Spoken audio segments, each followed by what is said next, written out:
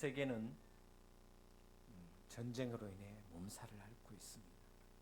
수많은 백성들 또 국민들이 이유도 모르게 죽어가는 이 비참한 전쟁 속에 있습니다.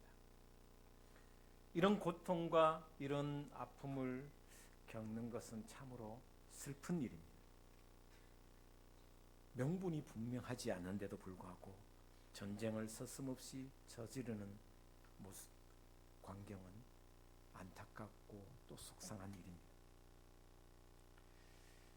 오늘 부활절이지만 부활의 노래를 이야기하기엔 전쟁의 아픔을 겪는 사람들에게는 너무나도 미안한 말입니다.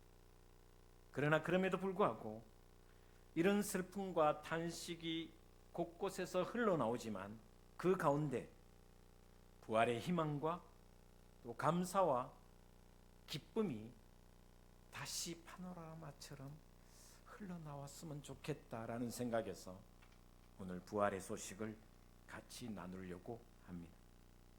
오늘 말씀은 고린도전서 15장 이야기입니다. 전체를 다 보려고 합니다. 그래서 오늘 제목을 부활에 대해 서사시, 파노라마, 펼쳐진 광경, 이렇게 한번 잡아봤습니다. 하나님께서 펼친 구원의 파노라마, 부활의 파노라마, 희망의 파노라마를 저와 여러분도 받고 또 내가 받은 이 구원의 파노라마, 부활의 파노라마를 나만 누리는 것이 아니라 다른 사람에게 전하는 시간이 되었으면 하는 마음에서 이 본문을 잡았습니다. 여러분, 죽음은 누구나 기다립니다. 죽음을 비켜날 수는 그 누구도 없습니다. 이것만큼은 확신합니다. 120살을 살아도 죽음 앞에는 피해갈 수가 없습니다. 많은 사람들은 나에게는 적용되지 않는 것처럼 살아갑니다. 제가 지난주에도 말씀드렸던 것처럼 유일하게 전 세계에서 병원에 장례식장이 있는 것은 한국밖에 없습니다. 우리는 마지막 임종을 지켜보지 못하는 경우가 너무나도 많습니다. 어떻게 보면 참 안타까운 현실입니다. 그러나 죽음에 대해서 절실하게 진심으로 생각해 본 사람은 영생, 구원, 부활을 믿지 않을 수가 없습니다. 죽음에 대해서 철저하게 묵상하고 그 죽음에 대한 생각을 절실하게 해본 사람은 부활, 영생, 구원을 믿지 않을 수가 없습니다. 오늘 부활절, 예수 그리스도의 부활은 너무나도 믿기 어려운 상황입니다. 여러분, 부활을 참 믿기가 쉽지 않습니다. 여러분도 그렇죠? 그러나 분명한 것은 역사적인 사실이라는 것입니다. 그것이 오늘 본문 말씀 1절에서 11절에 전해주는 이야기입니다. 제자들도 부활이 믿겨지지가 않았습니다. 아니, 어떻게 사람이 다시 살아날 수 있단 말인가? 그래서 곳곳에 공간 복음을 보면 믿지 못하더라. 심지어 도마는 허리에 창자국을 만지고서야 믿었다라고 기록하고 있습니다. 그러나 그랬던 제자들이, 처음에는 믿지 못하던 제자들이 확실하게 믿고 난 뒤부터는 엄청난 변화가 생기기 시작했고, 그리고 오늘 본 말씀에 500명에게 보여주셨다. 부활하신 주님이 보여주셨다.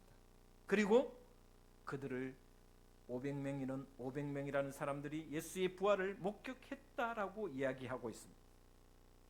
분명한 것은 지금 이 고린도서가 쓰여지는 그때에도 여전히 그 500명 중에 많은 사람들이 살아 있었다라는 것입니다. 물론 죽음을 맞이한 사람도 있었지만 대부분 살아 있었습니다. 부활을 목격한 사람들을 통해서 안식일, 토요일을 안식일로 지키던 사람들이 주일을, 일요일을 안식일로 지키기 시작했습니다. 주님의 날로 지키기 시작했습니다. 그런 가운데 교회가 생겼습니다.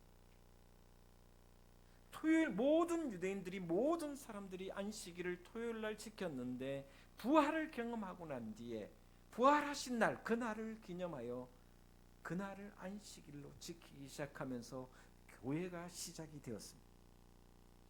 그리고 기독교 2000년 역사 가운데 예수 그리스도의 죽음과 부활을 믿고 증거하다가 수많은 그리스도인들이 스스로 순교의 제단에 자기 목숨을 바쳤습니다. 여러분, 한 사람이 여러 번 속일 수는 있습니다. 어떤 한 사람이 여러 번 사람을 속일 수 있습니다. 여러 사람을 한두 번은 속일 수 있습니다. 그러나 여러 사람이 여러 사람을 속이는 것은 불가능합니다. 기독교 역사 가운데 수많은 사람이 부활 하나를 믿고 그 믿음으로 자기 목숨을 초계같이 바쳤던 이 소중한 부활, 그 부활이 바로 예수님의 부활입니다. 부활은 허상이 아닙니다. 역사적인 사실이라는 것입니다. 이 부활이 없으면 기독교 신앙은 모든 것이 헛되게 됩니다. 의미가 없어집니다. 그 말씀이 12절에서 19절에 이어지고 있습니다. 12절부터는 제가 19절까지 봉독하겠습니다. 스크린에 한번 띄워줄 수 있으면 12절부터 19절까지 같이 한번 보도록 하겠습니다. 그리스도께서 죽은 자 가운데서 다시 살아나셨다 전파되었거늘 너희 중에서 어떤 사람들은 어찌하여 죽은 자 가운데서 부활이 없다 하느냐. 만일 죽은 자의 부활이 없으면 그리스도도 다시 살아나지 못하셨으리라. 그리스도께서 만일 다시 살아나지 못하셨으면 우리가 전파하는 것도 헛것이요 또 너희 믿음도 헛것이며 또 우리가 하나님의 거짓 증인으로 발견되리니 우리가 하나님이 그리스도를 다시 살리셨다고 증언하였습니다. 만일 죽은 자가 다시 살아난 일이 없으면 하나님이 그리스도를 다시 살리지 아니하셨으리라. 만일 죽은 자가 다시 살아나는 일이 없으면 그리스도도 다시 살아나신 일이 없을 터이요 그리스도께서 다시 살아나신 일이 없으면 너희 믿음도 헛되고 너희가 여전히 죄 가운데 있을 것이요 또한 그리스도 안에서 잠자는 자도 망하였으리니 만일 그리스도 안에서 우리가 바라는 것이 다만 이 세상의 삶뿐이면 모든 사람 가운데 우리가 더욱 불쌍한 자이니라. 아멘. 기독교 신앙은 십자가에 서 있는 것이 아닙니다. 기독교는 십자가 위에 서 있는 것이 아닙니다. 십자가에 달리신 예수 그리스도를 하나님이 다시 살리셨다. 일으켰었다. 부활의 신앙은 바로 그 위에 서 있다라는 것입니다. 만약에 제자들이 부활하지도 않고 말씀을, 부활 신앙을 전파했다고 하면 그들은 가짜이며 사기꾼입니다. 뿐만 아니라 저와 여러분도 예수 그리스도의 부활에 대한 믿음 없이 단순히 이 세상에서 하나님 덕에 뭔가 좀 하나님이 나에게 뭔가 좀 보탬을 주신다라고 믿는다면 그 신앙은 너무나도 불쌍한 신앙입니다. 오늘 본 마지막 19절에 이렇게 얘기합니다. 이 세상의 삶뿐이면 모든 사람 가운데 우리가 더욱 불쌍한 사람이다. 부활 신앙이 없다면, 부활이 없다면 가장 불쌍한 믿음이 바로 우리의 믿음입니다. 우리의 믿음은 헛될 것이고 우리의 신앙은 아무것도 아니라고 성경은 기록하고 있습니다. 그러면 예수님의 그 부활은 저와 여러분과 무슨 관계가 있냐는 것입니다. 20절에서 28절에 이렇게 기록하고 있습니다. 20절에서 28절은 한 목소리로 같이 봉독하겠습니다. 같이 보겠습니다. 20절에서 28절 같이 보겠습니다. 시작. 그러나 이제 그리스도께서 죽은 자 가운데서 다시 살아나서 잠자는 자들의 첫 열매가 되셨도다. 사망이 한 사람으로 말미암았으니 죽은 자의 부활도 한 사람으로 말미암는도다. 아담 안에서 모든 사람이 죽은 것 같이 그리스도 안에서 모든 사람이 삶을 얻으리라. 그러나 각각 자기 차례대로 되리니 먼저는 첫 열매인 그리스도요, 다음에는 그가 강림하실 때 그리스도에게 속한 자요, 그 후에는 마지막이니 그가 모든 통치와 모든 권세와 능력을 멸하시고 나라를 아버지 하나님께 바칠 때라. 그가 모든 원수를 그 발 아래에 둘 때까지 반드시 왕노릇하시리니 맨 나중에 멸망받을 원수는 사망이니라. 만물을 그 발 아래 두셨다 하셨으니 만물을 아래에 둔다 말씀하실 때에 만물을 그의 아래에 두시니가 그 중에 들지 아니한 것이 분명하도다. 만물을 그에게 복종하게 하실 때에는 아들 자신도 그때의 만물을 자기에게 복종하게 하신 이에게 복종하게 되리니 이는 하나님이 만유의 주로서 만유 위에 안에 계시려 하심이라. 아멘. 예수 그리스도의 부활은 우리의 부활과 연결되어 있다는 것입니다. 저와 여러분, 아담의 후손입니다. 아담의 죄와 아담의 허물로 우리는 죽었습니다. 우리는 모두 죽음을 갖고 태어났습니다. 태어나는 순간부터 이미 죽음을 맞이하기 위한 과정이었습니다. 아담으로부터 죽음이 왔듯이 둘째 아담이시며 하늘로부터 오신 예수 그리스도로 말미암아 우리가 새 삶을 얻게 되어 있습니다. 그를 위하여 이 땅에 예수 그리스도가 오셨습니다. 그 삶, 그 영생의 삶을 어떻게 얻느냐? 우리의 죄를 위하여 십자가에 죽으신 예수 그리스도를 부활케 하셔서 첫 열매가 되게 하셨습니다. 여러분, 농사를 지어 보신 분은 잘 알 것입니다. 특별히 과일 농사를 지으신 분들은 묘목을 심으면 2년, 3년 후에 첫 열매가 맺힙니다. 저는 어릴 적 저희 집이 사과밭이 있었기 때문에 사과 농사를 지었기 때문에 잘 압니다. 작은 묘목이 2, 3년 자라서 3년에서 4년치 되면 첫 열매가 맺힙니다. 근데 놀라운 것은 첫 사과가 잘 맺히고 그것이 맛있고 튼튼하면 그 열매는, 그 다음 열매는 끊임없이 그 열매, 첫 열매를 닮아서 맺힙니다. 그런데 첫 열매가 시원찮으면 그 다음 열매는 똑같이 시원치 않습니다. 맛이 없습니다. 그래서 뽑아버립니다. 새로 심습니다.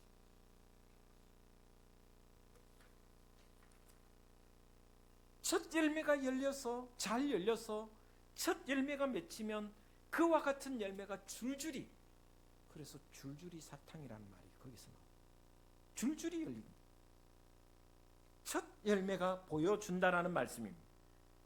부활의 첫 열매가 되신 예수님, 예수 그리스도께 속해 있고 그 안에 붙어 있는 모든 사람들이 예수 그리스도와 같이 부활에 참여할 줄 믿으시기를 바랍니다. 이것이 바로 28절까지 말씀입니다. 만약에 부활이 없다면 모든 신앙생활, 세상의 모든 윤리와 도덕은 무너지고 헛것이 된다라고 성경은 다시 우리에게 말씀해 주고 있습니다. 29절에서 34절까지 같이 한 번 더 봉독했으면 좋겠습니다. 교독하겠습니다. 29절 제가 보겠습니다. 만일 죽은 자들이 도무지 살아나지 못하면 죽은 자들을 위하여 세례를 받는 자들이 무엇을 하겠느냐? 어찌하여 그들을 위하여 세례를 받느냐? 또 어찌하여 우리가 언제나 위험을 무릅쓰리요?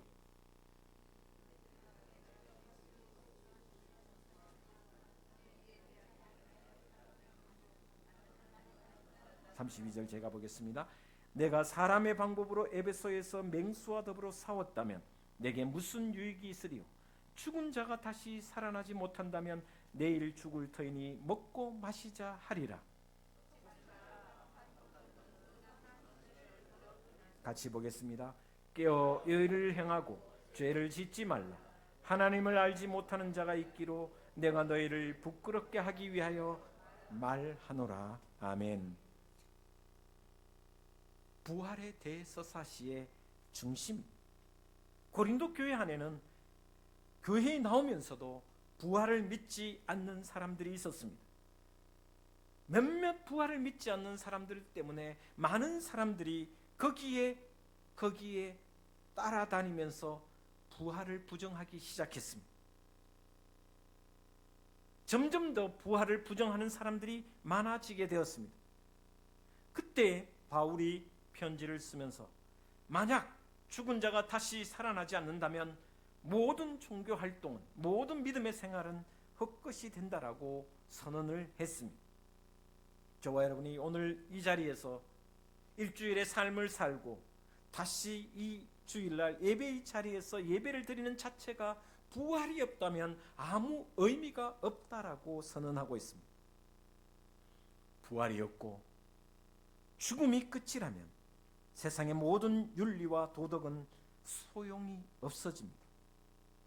그래서 오늘 본 말씀에 오늘 죽으면 끝이다라는 세상의 가치관이 앞선다면 먹고 마시자, 마음대로 자기 생각대로 살아갈 수밖에 없다라고 이야기해 주고 있습니다.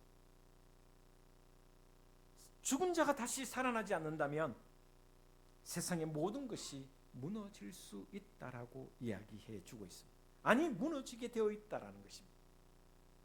여러분, 부활이 없으면 세상은 끝이 납니다. 그러면 저와 여러분은 어떻게 부활하는가? 우리가 다시 살아나는가? 어떤 모습으로 살아날까? 35절에서 49절에 이렇게 말씀하고 있습니다. 좀 길지만 35절에서 49절까지 다시 한 목소리로 보도록 하겠습니다. 시작.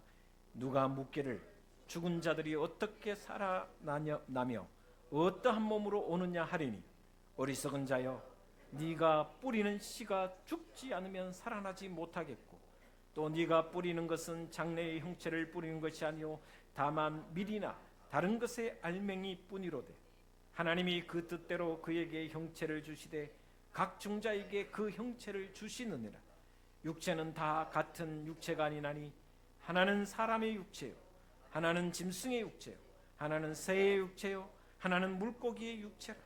하늘에 속한 형체도 있고 땅에 속한 형체도 있으나 하늘에 속한 것의 영광이 따로 있고 땅에 속한 것의 영광이 따로 있으니 해의 영광이 다르고 달의 영광이 다르며 별의 영광도 다른데 별과 별의 영광이 다르도다.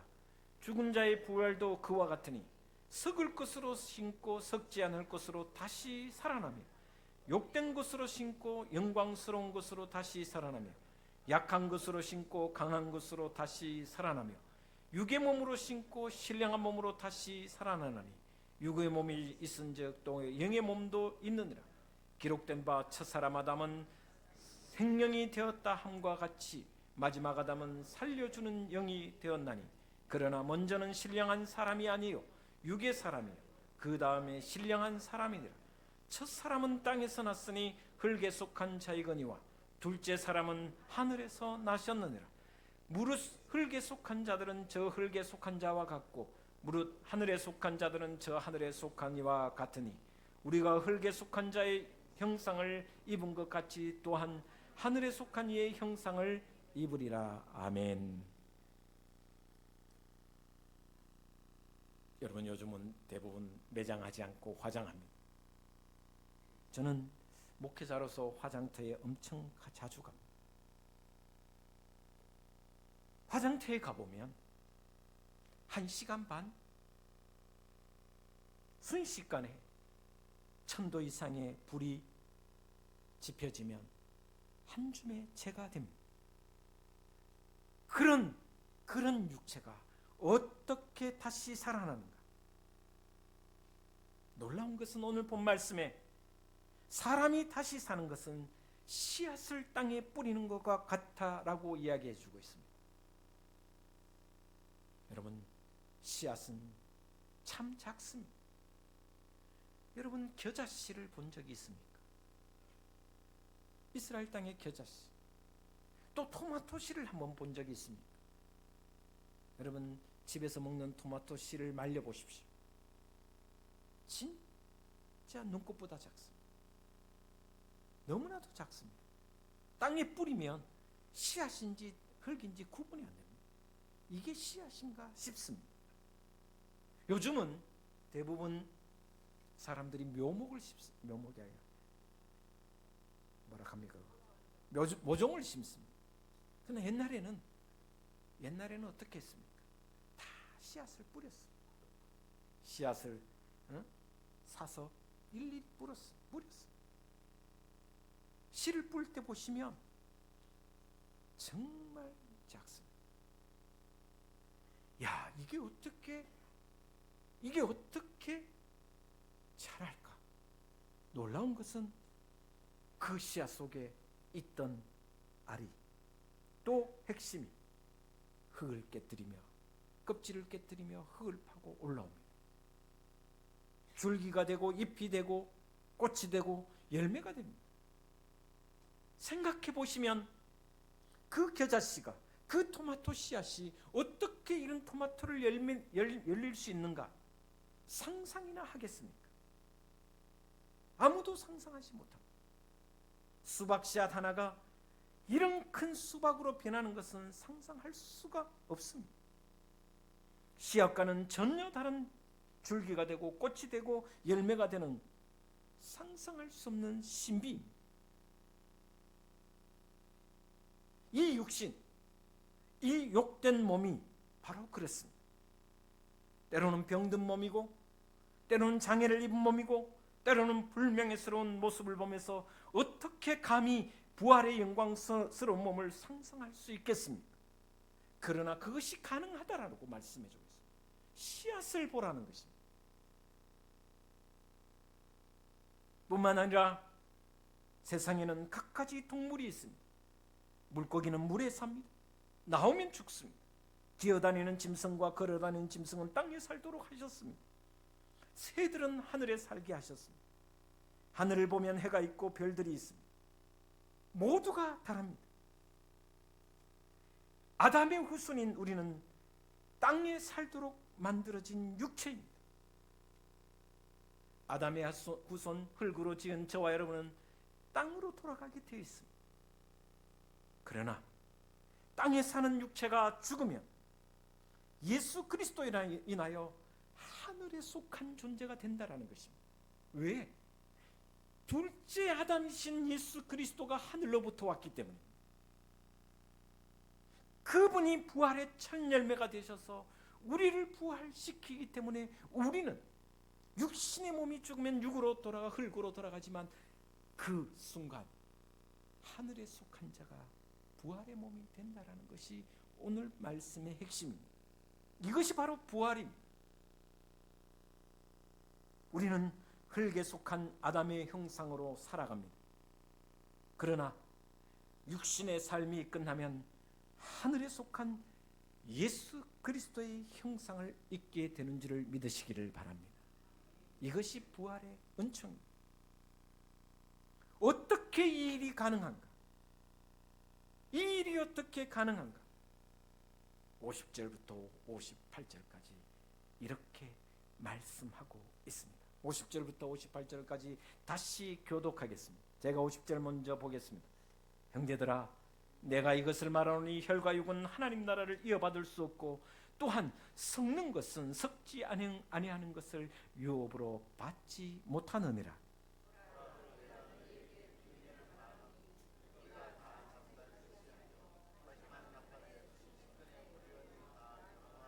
나팔 소리가 나매 죽은 자들이 섞지 아니할 것으로 다시 살아나고 우리도 변화되리라.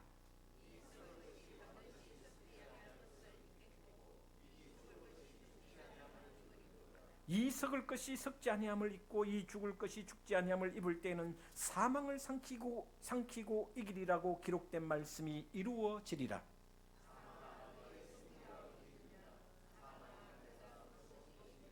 사망이 쏘는 것은 죄요 죄의 권능은 율법이라.